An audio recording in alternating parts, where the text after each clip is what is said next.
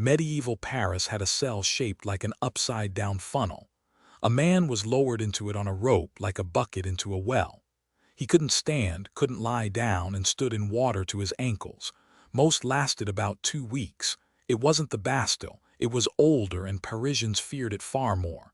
Today, 10 medieval prisons no one ever walked out of. Who went in, and why did the doors never open again? Let's go. Number 10. The Grand Chatelet. Some prisons were built to hold a man. This one was built to fold him. In the heart of medieval Paris, where the road from the north crossed the Seine, stood a squat gray fortress called the Grand Chatelet. It began as a wooden guard post on the bridge into the city. By the year 1130, under Louis VI, it had been rebuilt in stone. It was a courthouse, a barracks, a morgue, and a prison, all pressed into the same walls. If you were arrested anywhere in Paris, this is where they carried you. Everyone remembers the Bastille. The Bastille got the paintings, the songs, the revolution. But the Bastille didn't exist yet when the Chatelet was already swallowing people, and for most of the Middle Ages it carried the far worse name. Writers of the time called it the foulest place in the capital, not the strongest, not the cruelest, the foulest. They chose that word on purpose. Inside, the cells didn't have numbers. They had names. There was El Oubliette, the forgetting place. There was Le Puits, the well. There was La Barbarie, the barbarous one. And there was La Fin des, which means the end of comfort, a room later writers described as standing in filth and, in some accounts, alive with snakes. Jailers named these rooms the way sailors name the rocks that sink ships. It's a joke, and it's the joke of men who did the lowering and then went home to supper. But one cell was worse than all the rest, and its name carried no humor at all. They called it La Fosse, the pit. La Fosse wasn't a room. It was a shape. The walls sloped inward as they went down, narrowing to a point at the bottom, so the cell was an upside-down cone driven into the ground. A man dropped into it couldn't stand upright because the ceiling was too low where his shoulders were. He couldn't lie down because there was no floor wide enough to lie on. He couldn't sit, because sitting needs a flat place too. He could only stand wedged in the narrowing stone, half-crouched, taking his own weight hour after hour. And there was water at the bottom, always.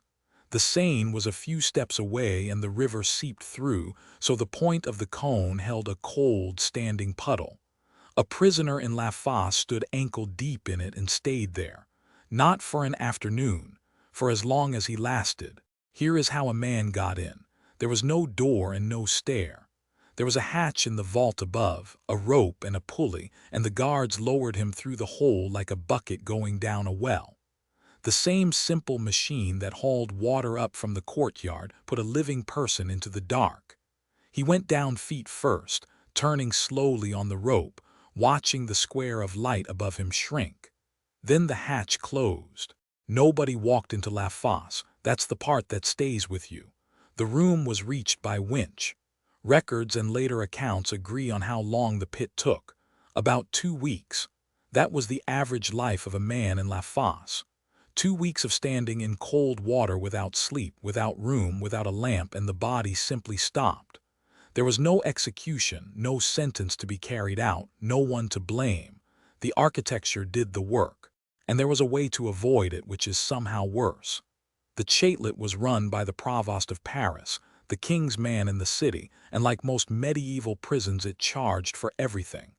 Records of the period show fees for the night, fees for a bed, fees for a cell with dry straw in it. Money bought you a better floor to sleep on. If you had nothing, you went where nothing was needed. The pit was the bottom of a price list. Now here comes the detail that turns the whole thing over. La Fosse had a second name, and it wasn't grim at all. The jailers also called it the Chasse de Hippocrates, the Hippocrates strainer. A Hippocrates strainer was an ordinary kitchen tool. Every cook in Paris knew one. It was a cone of cloth, wide at the top and pointed at the bottom, and you poured spiced wine through it so the grit and the ground pepper caught in the point while the clear drink ran out below. A funnel of fabric. A household object, hanging in 1,000 Paris kitchens. That is what they named the cell after. because the cell was the same shape and it did the same job. And the worst part isn't the shape of the cell. It's what the shape was for. A strainer exists to separate what you keep from what you throw away. Whoever coined that nickname had understood the room completely. This wasn't a place where justice paused while it made up its mind. It was a device for reducing a person to sediment. The men who ran it knew that, found it funny, and named it after the thing in their own kitchens that did the same trick to wine. The Chatelet went on standing for nearly 700 years after that. Long after the Middle Ages, long after the Bastille rose and fell, it was finally pulled down in the early 1800s, and the ground where it stood became an open square with a fountain and 2 theaters. Today, it's one of the busiest transport junctions in Europe. Millions of people change trains every year in tunnels driven through the exact spot, and almost none of them know what the name of the station used to mean. Paris got its funnel by accident, out of the awkward corner of a fortress and the slope of a river bank. It was cruelty that grew where the stones happened to lean. Somewhere else, a builder took the same idea and did it deliberately. He didn't have a leaking cellar to work with. He had solid rock, a cliff above the sea, and time to think about it. And he carved a room in the shape of a bottle with a narrow neck at the top and a wide belly below, so that a man could be poured in and never poured out. Number 9. The Bottle Dungeon of St. Andrews. On the east coast of Scotland in the old kingdom of Fife, a ruin stands on a cliff above the North Sea. St. Andrews Castle. It never belonged to a king. It belonged to the archbishops of St. Andrews, the most powerful churchmen in the country, and from these rooms they governed the Scottish church and judged the people who argued with it. The castle had a hall, a chapel, a garden, a kitchen, and one of the best sea views in Britain. It also had a hole. Under the northwest corner, in the tower that still gets called the Sea Tower, somebody cut a chamber straight down into the living rock. Not built. Cut. 24 feet deep, which is roughly the height of a house of 2 floors, hacked out of the cliff with hand tools by men who knew exactly what they were making. The shape is the whole story. The top of it is a narrow throat barely wider than a man's shoulders. Below that the walls swell outward into a round belly of stone, widest of all at the very bottom. It is not a shaft. It is not a cellar. It is a vessel. People have called it by the only honest name it could have: the Bottle Dungeon. There is one way in, and it is the same as the way food comes: a hole in the vault of the ceiling. Prisoners were dropped through it on a rope, or simply dropped. Bread and water came after them the same way, thrown down into the dark to land wherever they landed. Think about that for a moment, because it's the small detail that does the damage. Every meal a man ate down there had first been on the floor. There was no light to find it by. He crawled on wet rock in complete blackness, feeling for his own supper with his hands, on the same ground he had to use as a latrine because there was no drain, no channel, no bucket that anyone came to empty. There was no window, no shaft, no vent. Whatever went down stayed down, including the air. Yeah. Men could be kept there for months. John Knox, the great reformer, wrote later that many of the children of God had been imprisoned in that pit.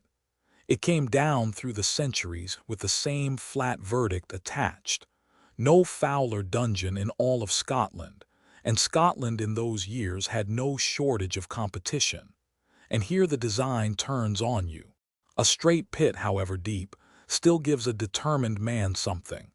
Put your back on one wall, your feet on the other, and you can climb a chimney of stone inch by inch. Sailors did it. Chimney sweeps did it. Any desperate person with strong legs might try. The bottle takes that away. Because the walls curve outward as you go down, they lean away from a man standing at the bottom. There is nothing to press against. Reach up and the rock is already retreating over your head, smooth, damp, offering no crack and no ledge. The harder you push, the further the wall goes. And even if you did climb, the throat at the top narrows again, so the last few feet are the tightest. So the worst part isn't the depth. It's the curve. Depth is only cruelty, and cruelty is common. The curve is arithmetic. Somebody sat with a chisel and thought carefully about a man trying to climb, worked out precisely where hope would fail him, and then cut the rock to that answer. This wasn't a hole they used as a prison.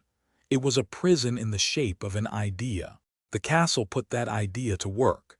In 1546, the preacher George Wishart was held here before he was burned at the stake on the ground just outside the walls, while Cardinal David Beaton, the archbishop who condemned him, watched from a window of his own castle.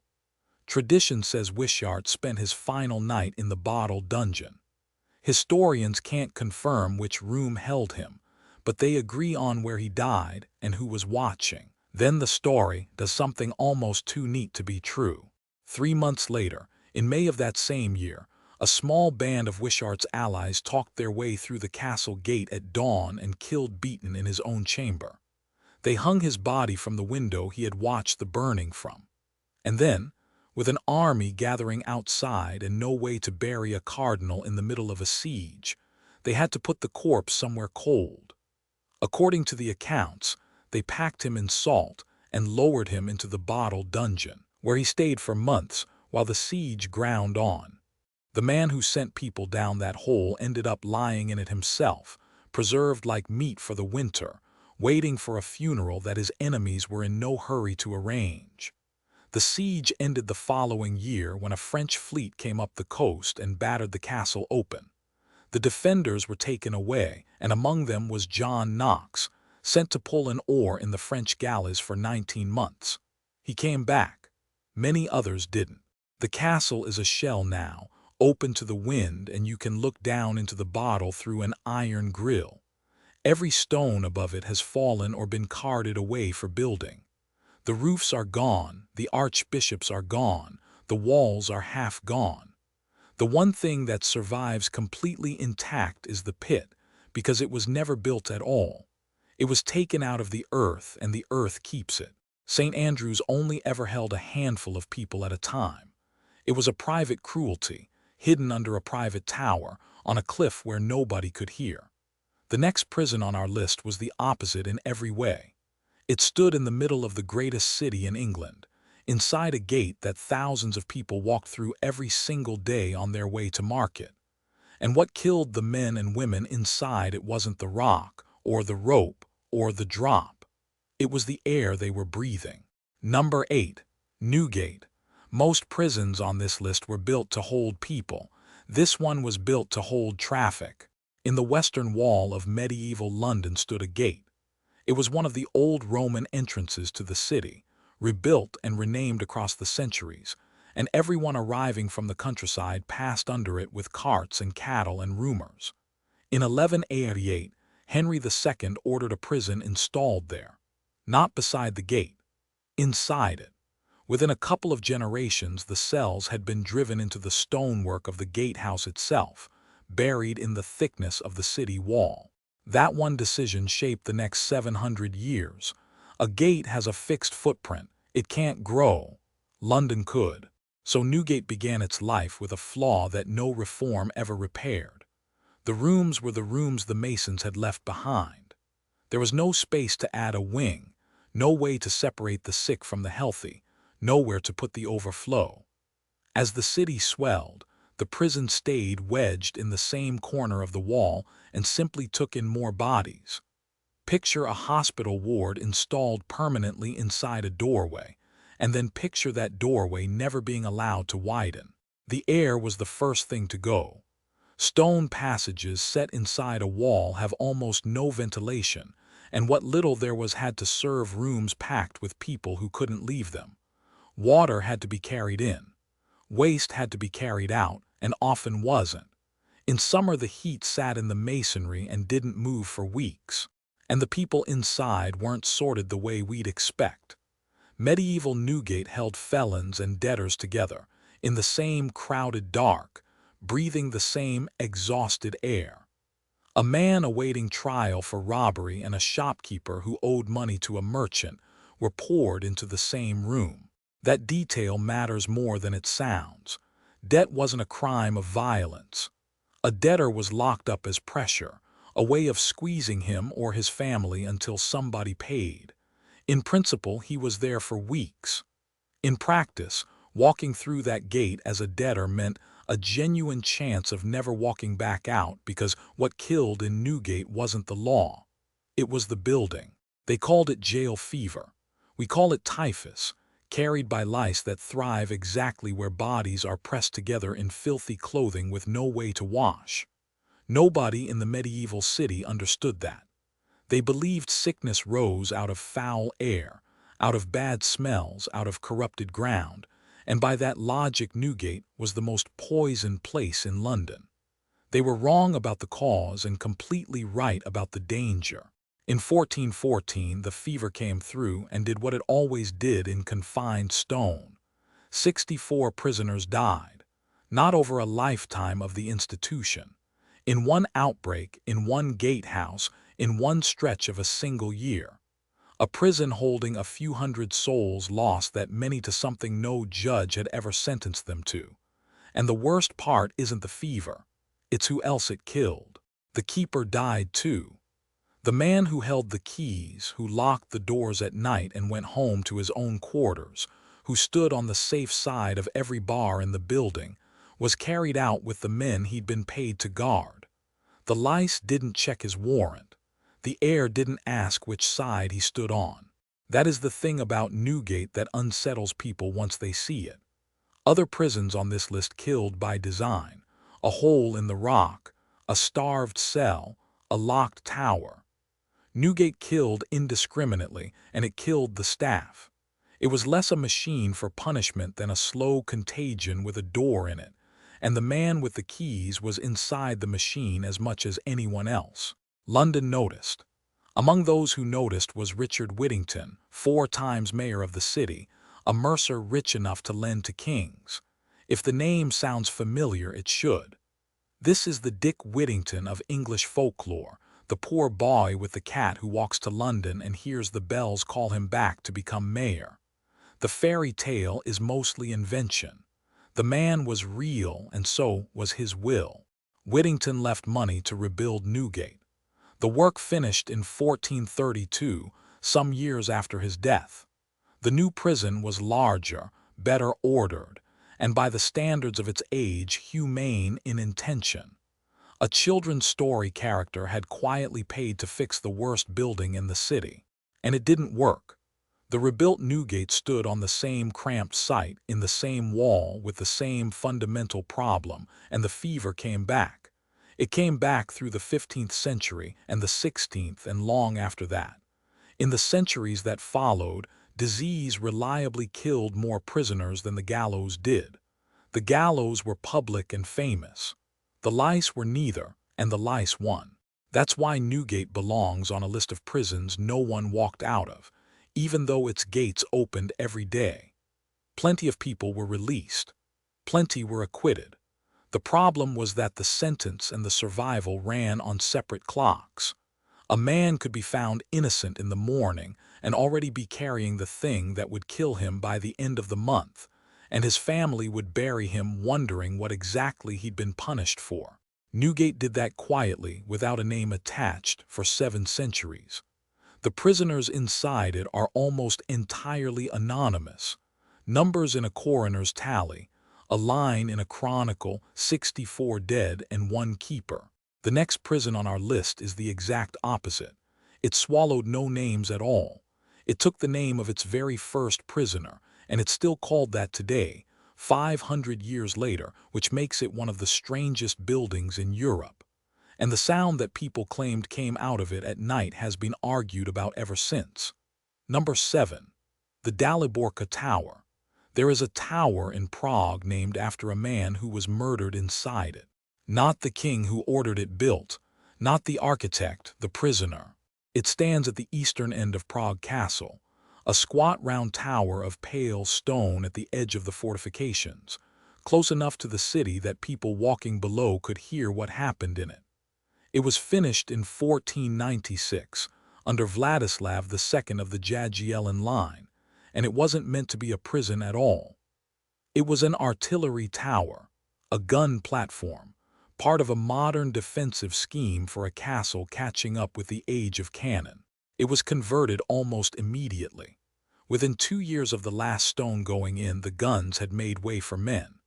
The conversion tells you something about how the medieval world thought. A gun tower and a prison want the same things. Thick walls, one narrow entrance, a floor that can carry weight, and no windows worth the name. Turning one into the other took almost no work. They didn't have to build a dungeon. They already had one and had simply been calling it something else. The lower level was the part that mattered. Beneath the main chamber lay a stone pit with no door and no stair. The only way in was a round hole cut through the floor above. Prisoners were fastened to a rope, swung out over the opening, and lowered on a pulley into the dark, the same way a merchant lowers barrels into a cellar. Then the hole was covered. The French word for that kind of cell is oubliette, from the verb meaning to forget. The name is honest about the intention. A man dropped through that floor wasn't being held for trial. He was being subtracted. The first man to go down was a knight called Dalibor of Kozojdi in 1497, and the reason he went down is the part people forget. Dalibor hadn't led a rebellion. The peasants of a neighboring estate rose against their own lord, and when the rising collapsed, Dalibor took them in. He accepted their submission and gave them shelter on his land. In the legal logic of the Bohemian nobility, that made him an accomplice to their revolt. He was arrested, tried, and locked in the new tower for a crime that had begun on someone else's property. Think about what that means for the man in the pit. He wasn't a conspirator brought down by his own scheming. He was a landowner who had answered a knock at the gate and said yes. Then comes the detail that turned a minor legal case into a story Prague never let go of. Legend says that in his cell Dalibor was given a violin and that he taught himself to play it. He had nothing else. He had time and darkness and an instrument, and he learned. Music began drifting out over the castle walls at night, and the people of Prague came to stand under the tower and listen. They brought him food and passed it up to the window. For a while, the story goes, the whole city knew when the prisoner was awake. Out of that came a Czech proverb still in use today: need taught Dalibor to play. It's the sort of saying a nation keeps because it's kind. Suffering teaches. Hardship makes an artist. A man in a hole finds something beautiful in himself. And here the story turns, because there's a second reading of it that historians and folklorists have argued over for generations. There is a claim, first put forward in the 19th century, that in the prison slang of the period a violin wasn't only an instrument. It was also a name for a device. Torture equipment across late medieval Europe collected homely nicknames, and a rack or a stretching frame could be called a fiddle because of the way the ropes were tightened and tuned. Under that reading, the sentence changes completely. Dalibor wasn't playing music at his window. He was being questioned, and what carried across the castle walls at night was a sound the city chose to hear as a song. Nobody can prove which version is true. The proverb is real and old. The tower is real. The oubliette in the floor is still there. What isn't recorded is whether anyone in 1498 ever actually heard a note. And the worst part isn't the possibility that the music was screaming. It's how long the city stood there listening, and what that says about the listeners.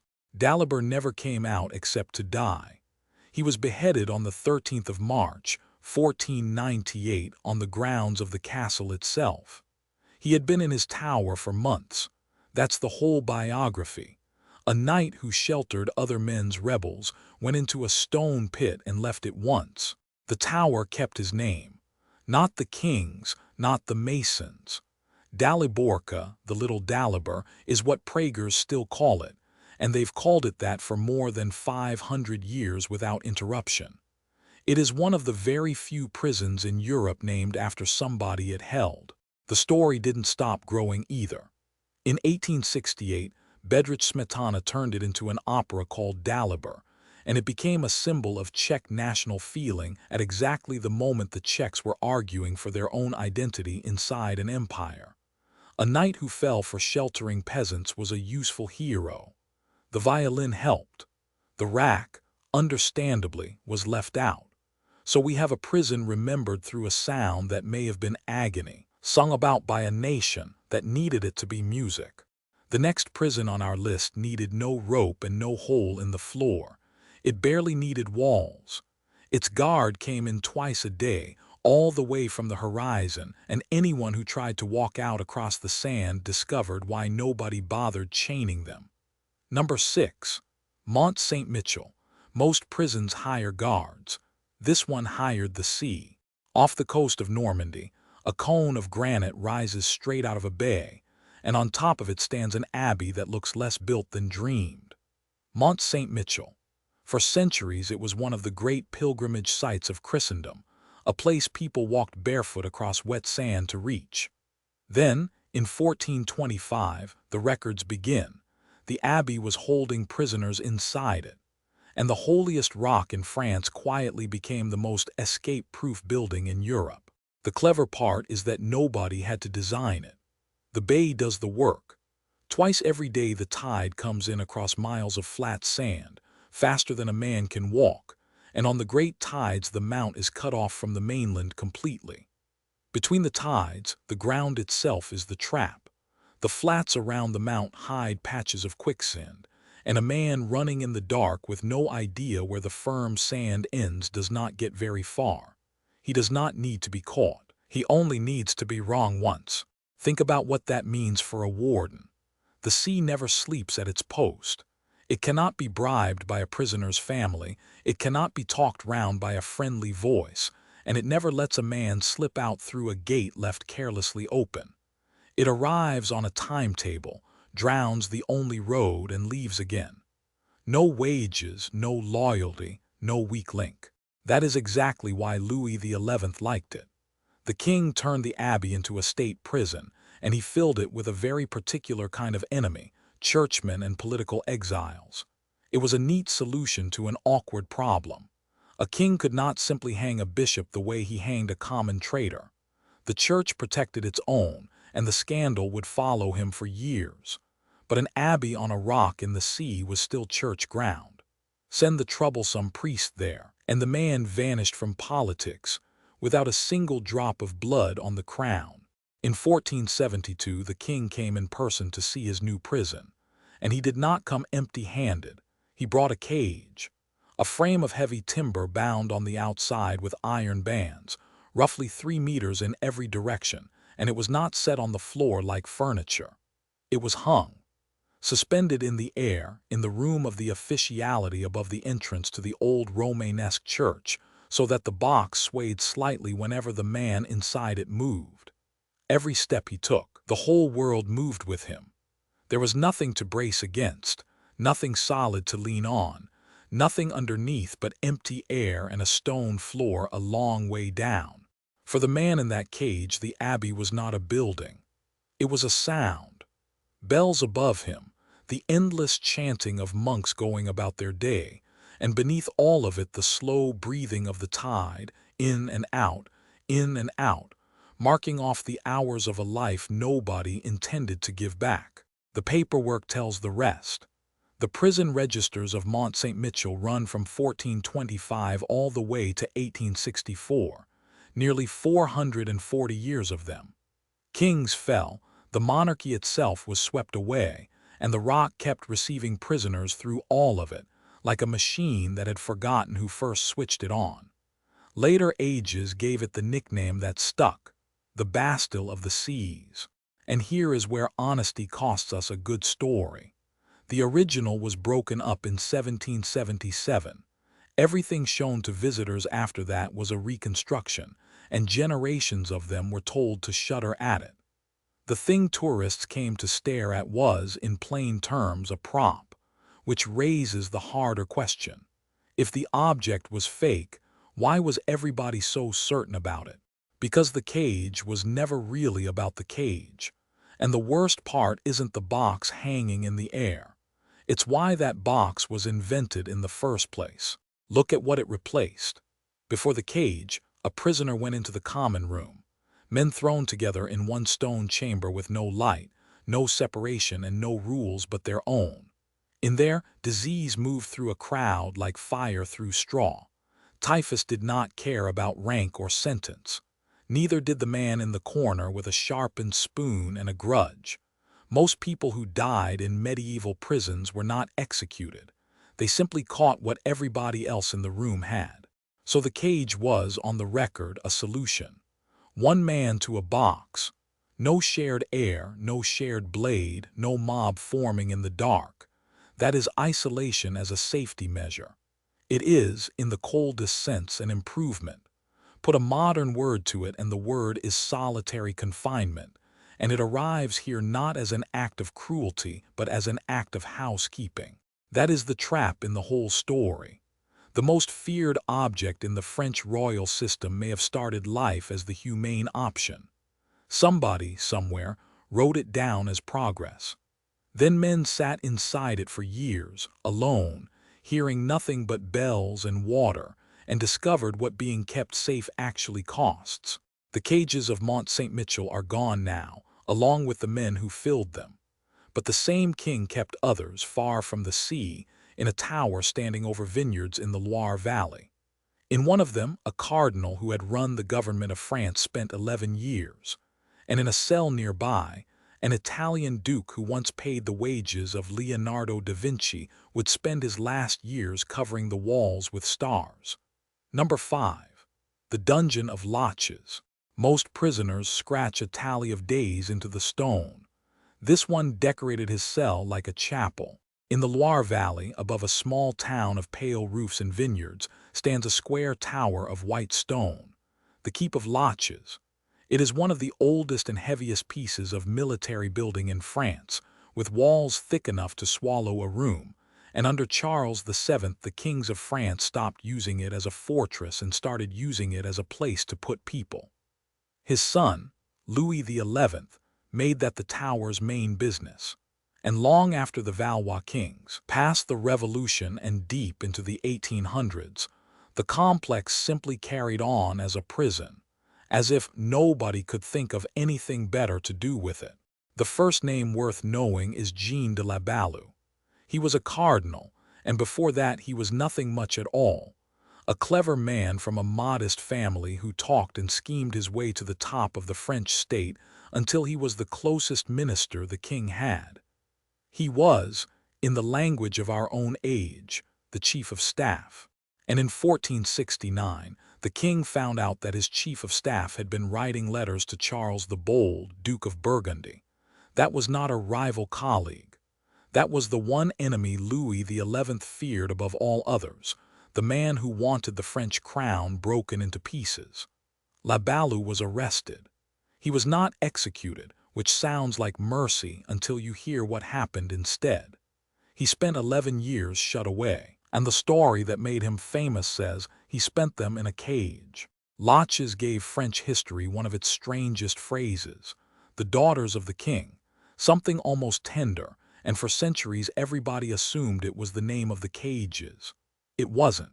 The daughters of the king were the irons, the fetters that chained a prisoner's ankles to a heavy weight.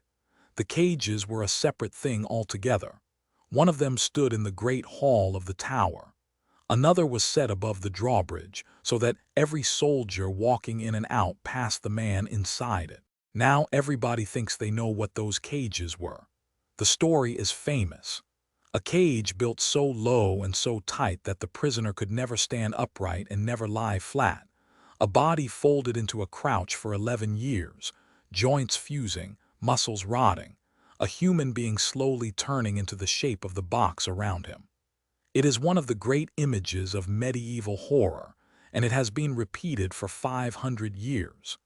It is also, in most of its detail, false. The real cages were written down and measured, roughly 2 meters or more across and about the height of a man. Frames of heavy timber, bound on the outside with iron hoops, standing on the floor of the room.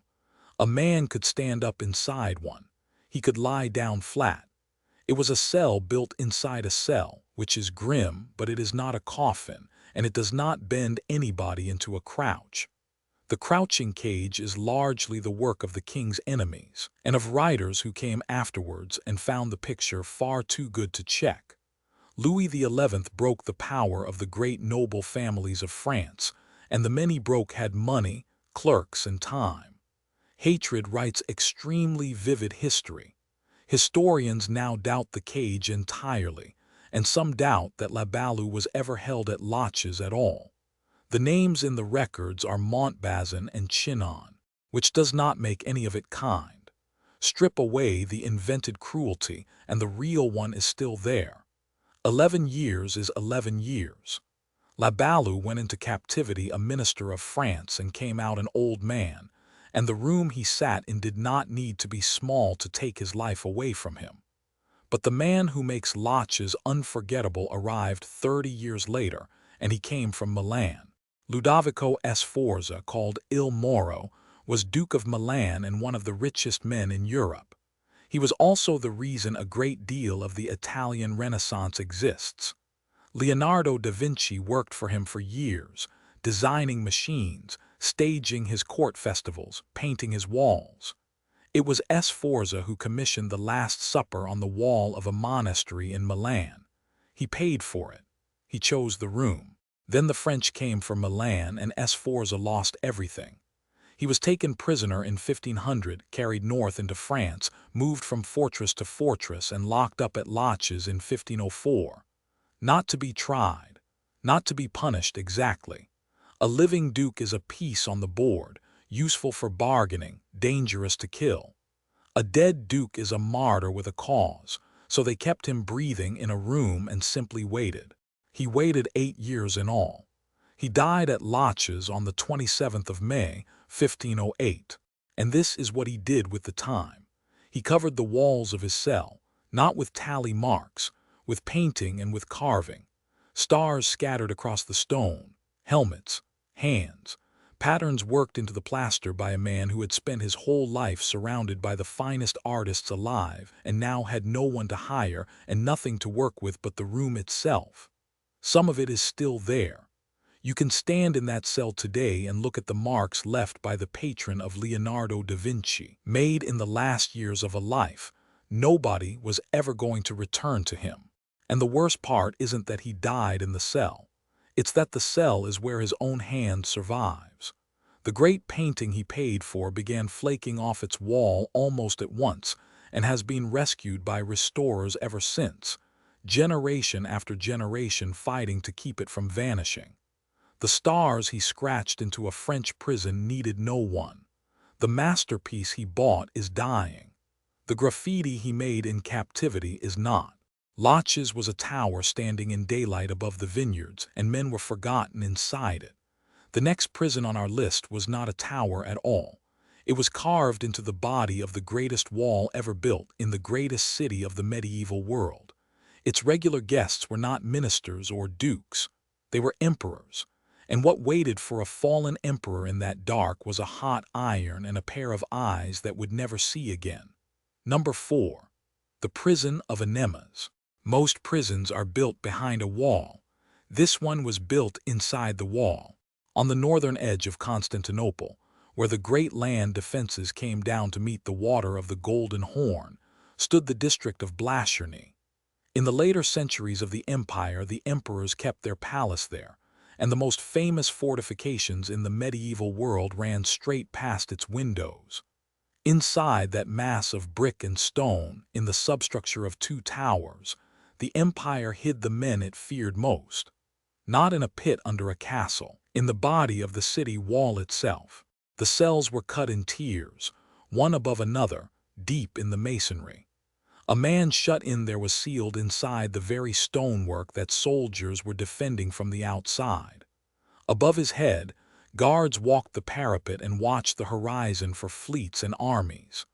Beneath their boots, in the dark, sat the prisoners the empire feared more than any fleet or army.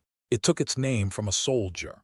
Michael Anemas was a Byzantine general, and in the reign of Alexios the First Komnenos he joined a conspiracy to kill the emperor and take the throne for himself.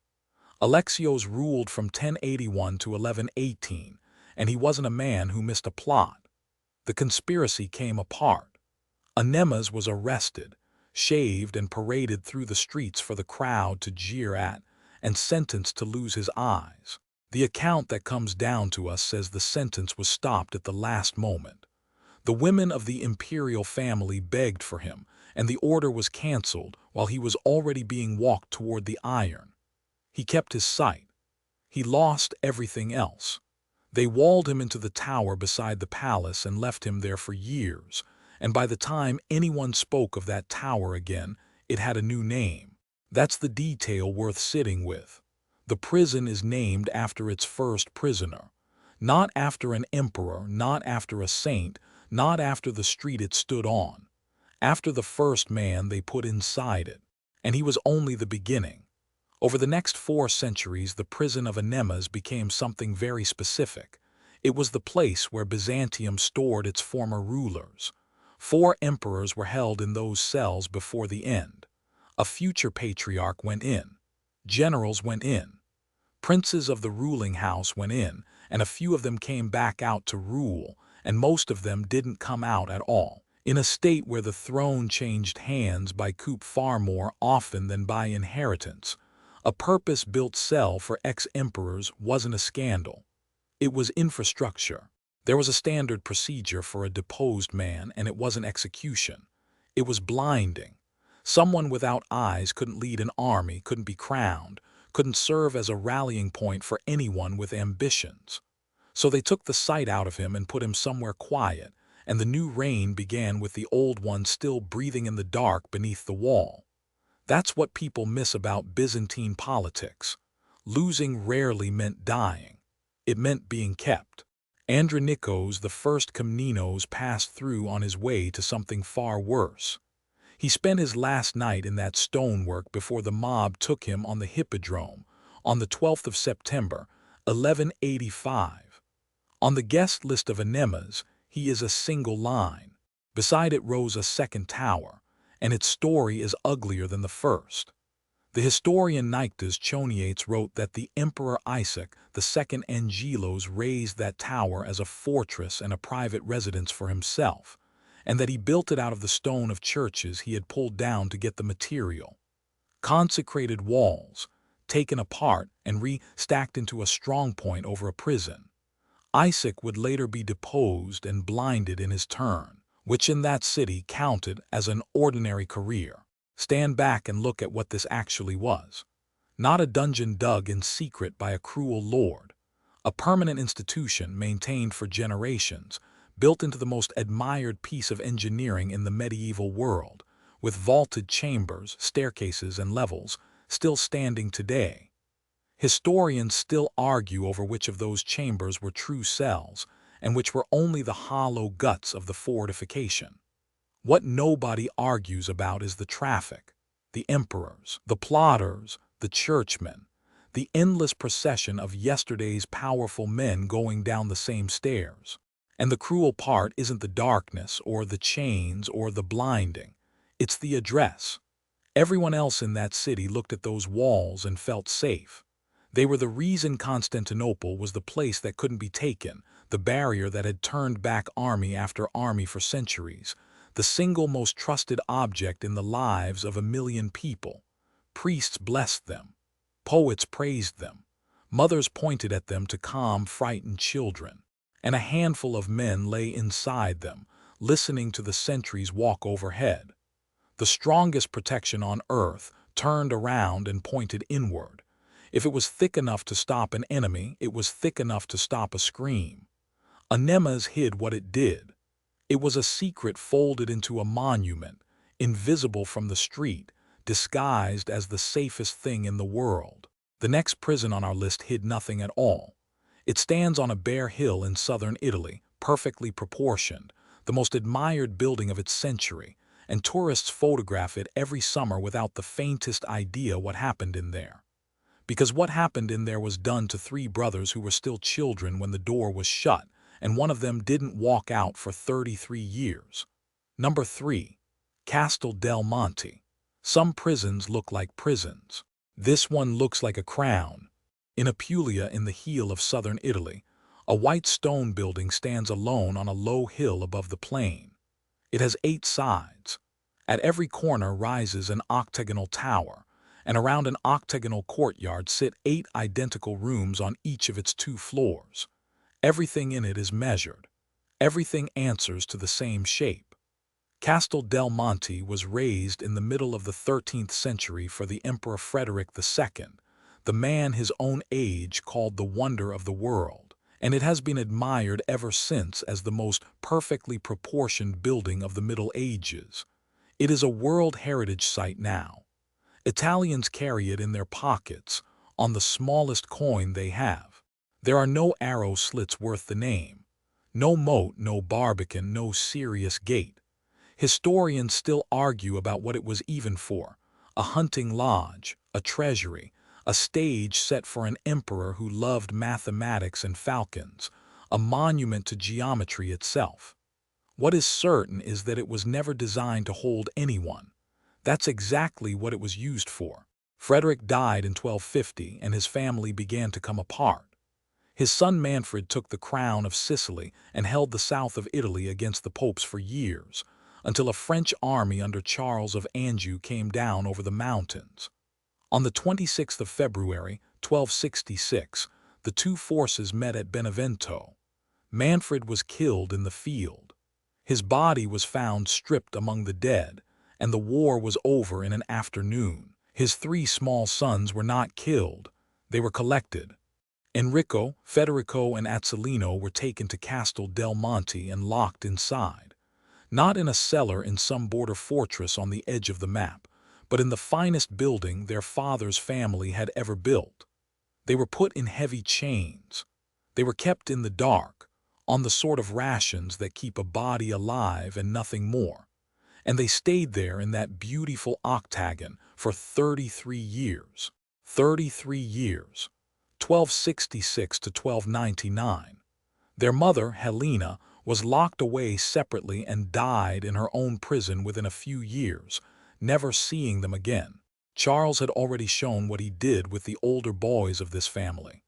In 1268, he took Manfred's nephew Conradin, the last real heir of the line, and had him beheaded in a square in Naples in front of a crowd. Conradin was 16. Nobody in Europe intervened. After that, chaining 3 children in an empty castle probably looked like mercy, and that was precisely the point.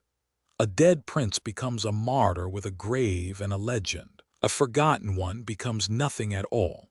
In 1299 they were finally moved, and even then it wasn't freedom. They went to Castel dell'Ovo in Naples, another royal fortress, out of one set of walls and into the next.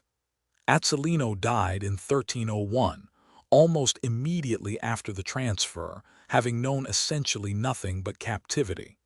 Federico managed the impossible and escaped, made it north to Germany, and spent the rest of his life drifting between the courts of Europe as a prince with a famous name and no country, no money and no future. He died in Egypt in 1312, about as far from Apulia as a man could get. Enrico outlived them both. He died in 1318 at the age of 56. Read that again slowly, because the horror is in the arithmetic and not in the cruelty. If he was 56 in 1318, he was born in 1262, which means that when the doors of Castel del Monte closed behind him in 1266, he was 3 years old. He was a small child. He had no memory of his father's court, no memory of the crown his family had worn, no memory of a room without a lock. Every single thing he ever understood about the world, he learned inside a building designed to be looked at from the outside. And the worst part isn't the chains. It's how old the boys were when they were put in them. Because these 3 weren't rebels or generals or traitors caught with a knife. They were the children of the losing side, and their entire crime was existing. Medieval politics had a straightforward answer to a defeated dynasty: you erase the bloodline. Charles simply chose to do it slowly, using time instead of an axe, and it worked. Within a generation, nobody was raising an army in their name. The tidiest political murder in Europe took 33 years and never spilled a drop of blood. Walk around Castel del Monte today, and you will hear about the golden ratio, the eight-sided plan, the way the light falls through the windows on the solstice, the emperor who studied birds and geometry. There is no reason a visitor would ever guess the rest. The most rational building of the medieval world spent a third of a century as a nursery with chains in it, and the stone kept the secret perfectly, because perfect stone always does. At least those brothers had a door that opened at the end, even if it only led to another cell. The next prison on our list took that possibility away entirely. It was an ordinary tower in an Italian city in the middle of a busy square, and the men who locked it made one decision that turned an ordinary tower into the most famous death in Italian literature. They threw the key into the river. Number 2. The Tower of Hunger. Most prisons on this list were built to hold people. This one was built to hold birds. In the middle of Pisa, on a square once called the Square of the Seven Streets, stood a tower belonging to the Gualandi family. Its name was the Torre della Muta, and the name had nothing to do with punishment. Muta meant molting. The commune of Pisa kept its eagles up there, shut in the dark while they lost their old feathers and grew new ones. A stone room where a living thing was left alone until it changed. The tower is gone now, absorbed into the palace that carries the great clock on the same square. But Pisa stopped using the old name a long time ago. After the winter of 1288, the city called it the Torre della Fame, the Tower of Hunger. Pisa in that century was a sea power with a habit of devouring its own rulers. Count Ugolino della Gherardesca had governed the city, lost a fleet, and handed castles to Florence and Lucca to buy a little peace. To his allies, that was politics. To his enemies, it was treason. The man who decided which of the two it would be was Archbishop Ruggeri degli Ubaldini. In the summer of 1288, the archbishop turned the crowd against him, and Ugolino was seized. He wasn't taken alone. With him went his sons Gaddo and Uguccione, and his grandsons Anselmuccio and Nino, the one they called the Brigand. 5 males of a single bloodline. One family, one room, one door. Here is what makes this cell different from every other room we've looked at. There was no sentence, no execution, no headsman, no rope. They had already been held in that tower for 8 months when the order came. Nail the door shut. And legend says the key was thrown into the river Arno. That was the whole method. You don't kill anybody. You just make sure the door can never be opened again. It's the cleanest cruelty on this list, and it's bureaucratic, not savage. Nobody had to swing an axe. A stairway went unused, a hatch stayed shut, and the city carried on with its markets while, 30 steps above the street, a grandfather sat in the dark and did the arithmetic. A man waiting on a trial can tell himself a story about mercy. A man behind a door with no key knows exactly what is coming and in what order. The youngest go first. He would have watched it happen.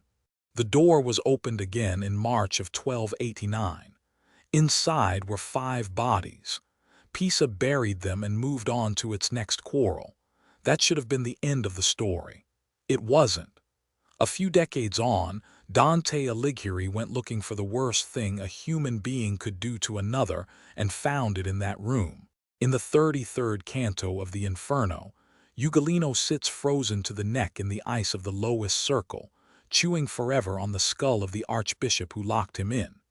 He tells the traveler everything, the sound of the nails going into the door below, the boys begging their father to eat them instead of starving, the 2 blind days he spent crawling over their bodies and calling their names. Then the canto closes on the most argued line in Italian literature. Hunger, Dante writes, proved stronger than grief. Stronger than grief. What is that supposed to mean? That grief would have killed him first, but starvation got there before it. Or that at the end, in the dark, hunger overruled everything a father is. For 700 years, readers chose the second reading. Ugolino became the cannibal count. Painters gave him a wild mouth and a heap of dead children. He was remembered as a man who ate his own sons, and the source of that reputation was not a witness or a document. It was a poem. Then, in 2001 and 2002, an anthropologist from the University of Pisa named Francesco Malagni went looking for the bodies. He found them in a sealed chamber beneath the Gherardesca chapel in the Church of St. Francis. 5 skeletons, an older man and 4 younger ones. Genetic testing tied them together as father, sons and grandsons, and tied all 5 to living descendants of the Gherardesca family. Then the chemistry came back, and it did something a poem cannot do. It answered the question. The ribs held magnesium and almost no zinc. Zinc is what your bones take from meat. In the last weeks of his life, that man ate no flesh of any kind. There was no cannibalism in the Tower of Hunger. There was only hunger. And one more finding, quieter and somehow worse. The old man in the chamber had almost no teeth left, and he was around 70 years old. The monster of the Inferno, the thing with the terrible jaws, was a toothless pensioner who starved to death in the dark beside his grandchildren. Historians still argue over it. Some question whether the identification is firm enough to close the case, and bones can't tell us what a dying man wanted to do, only what he actually swallowed. But the evidence has shifted, and it has shifted against the greatest poet who ever wrote in Italian. Dante didn't invent the tower. The tower was real, and the 8 months happened. What he may have invented is the monster inside it, and it took the bones 7 centuries to file an appeal. The Tower of Hunger needed a throne key and a poem to finish its work. The last prison on our list needed neither. It stood on an English hillside in full daylight, and its king never sealed a door. He gave a quiet instruction about food, and 22 knights who had tried to escape were simply never fed again. And inside those same walls, a woman who had committed no crime at all began a wait that would run for 39 years. Number 1. Corfe Castle. Every prison on this list took something by force. Air, light, time, names. Corfe is here because of what it took without touching anybody at all. The castle stands in Dorset on a steep chalk hill inside a natural gap in the Purbeck Hills. A soldier understands it at a glance. The ridge does the work. Anything moving inland from the coast comes through that gap, and the gap lies directly under the walls. By the reign of King John, it was a royal treasury, a royal residence, and a royal prison, all in one circuit of stone. John used all 3. He kept his regalia there, and he kept the people he could neither set free nor kill in public. In the summer of 1202, John surprised an enemy army at Meyerbow in Poitou and took prisoners by the cartload. Among them were knights who had ridden for his nephew Arthur of Brittany, a boy with a stronger claim to the English throne than John's own. Arthur vanished in captivity the next year. That's a different story. What matters here is what happened to the men who followed him. Roughly 25 of those French knights ended up at Corfe. On paper, they were prisoners of war, which in that century was almost a business arrangement. You held a knight, you fed him, you wrote to his family, and eventually somebody paid. Then, in 1203 or 1204, they tried to break out. 22 of them were retaken. John didn't hang them. There was no trial, no scaffold, no headsman, no sentence read aloud in front of witnesses. He gave a single instruction, and it needed no executioner. Stop feeding them. Understand what that order actually is.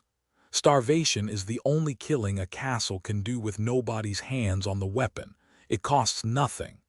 After the first day, it carries on by itself, for as long as the door stays shut. 22 men chained in the dark under a fortress, listening to the ordinary noise of a castle above them. Horses, buckets, boots on stone, a kitchen, and nobody coming down. It took weeks. Every man down there knew exactly how it ended and had nothing to do but arrive there slowly. And here's the detail that says the most. The chroniclers gave it a single sentence. Medieval writers weren't squeamish.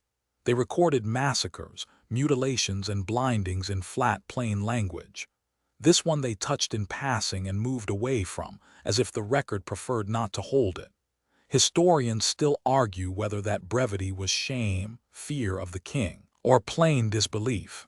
The court, though, understood it perfectly. Word of Corfe went through the baronage of Normandy and Anjou and did what no lost battle had managed. If a king would starve captured knights in his own cellars, no oath was worth the parchment. Barons began going over to Philip of France, and within a couple of years John had lost Normandy. But that isn't why Corfe closes this list. Because there was one more prisoner tied to those same knights, and nothing was done to her at all. Her name was Eleanor of Brittany, the fair maid of Brittany.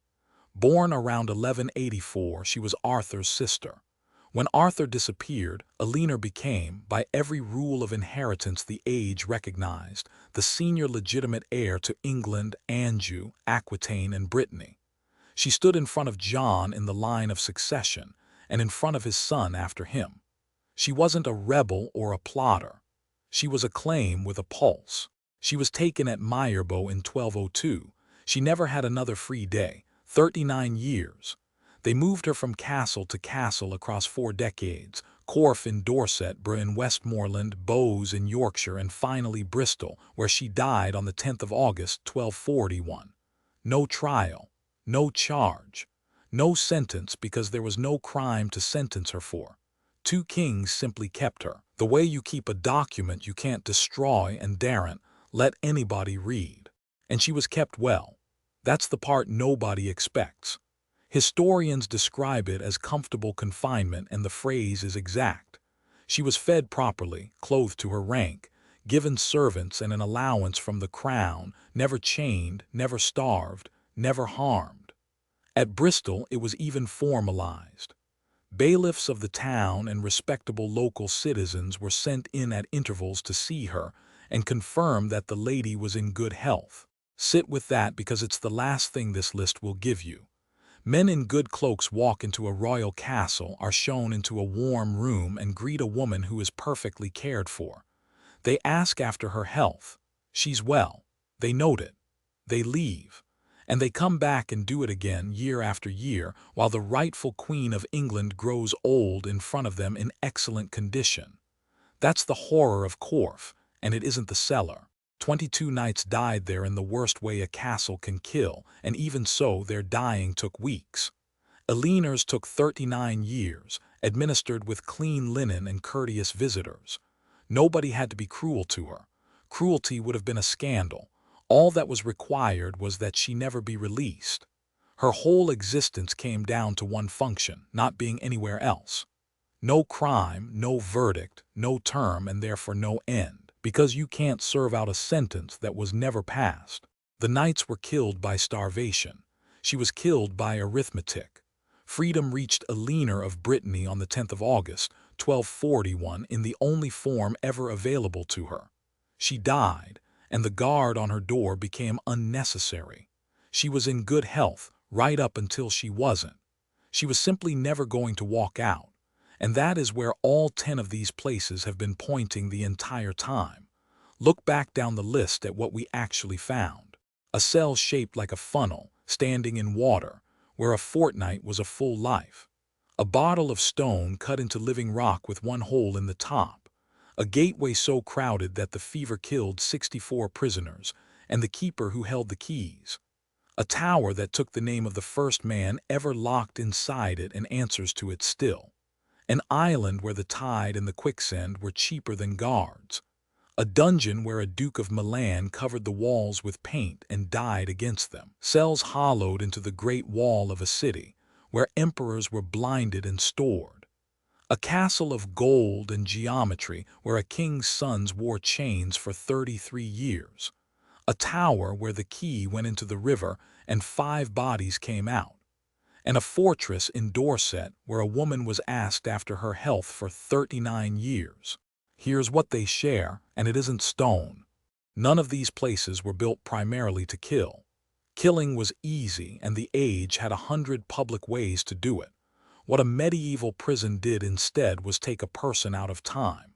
It removed you from the calendar, from inheritance, from politics, from memory, and it left your body alive somewhere the world had agreed to stop looking. Execution ends a life and admits it. Imprisonment ends a life and denies it, and then feeds it breakfast. That's why nobody walked out. The door was never really the point. Drowned, dropped, infected, named, surrounded, painted, blinded, chained, locked, forgotten. 10 prisons, and only the last word is a sentence anyone ever actually served.